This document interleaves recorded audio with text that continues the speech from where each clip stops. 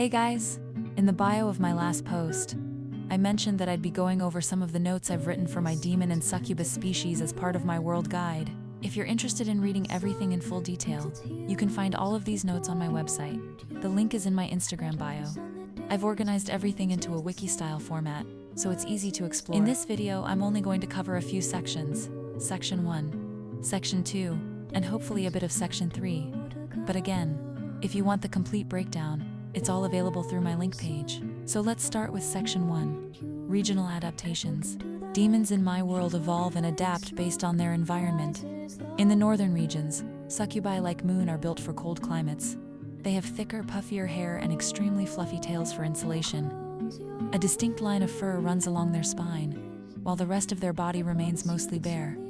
Their legs are typically hooved, which makes them well suited for rocky or snowy terrain.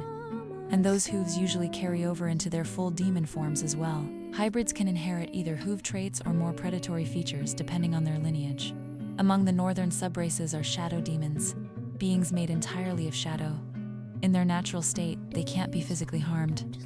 When they take on a solid form, their bodies are composed of condensed darkness rather than flesh.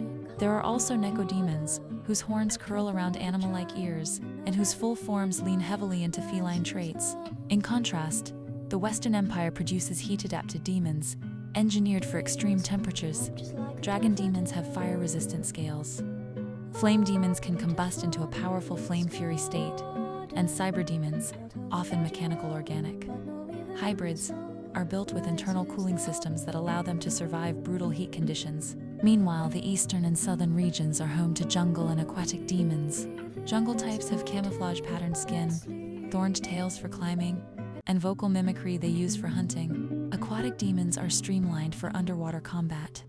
They have curved horns, fins along their limbs, thin paddle-like tails, and specialized vocal abilities that allow them to communicate with sirens, or even imitate ocean life.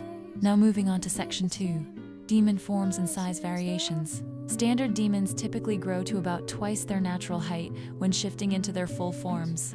Moon, however, is far from standard. She was created through something called blood creation, a divine act that ties her existence directly to the goddess herself. Because of this sacred origin, she isn't simply a succubus. She's a true descendant of divinity. In her full demon form, Moon can reach heights of up to 20 feet tall, far surpassing the average demon.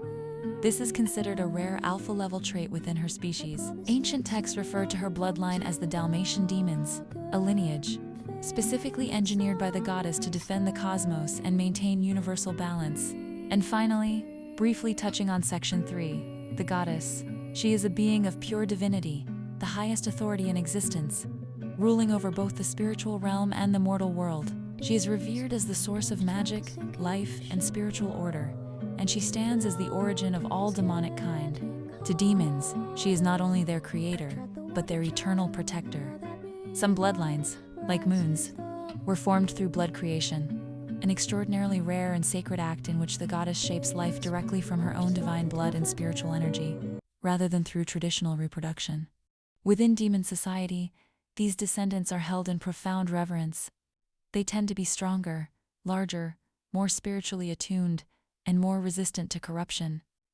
They are respected, and sometimes feared, as living extensions of the goddess herself.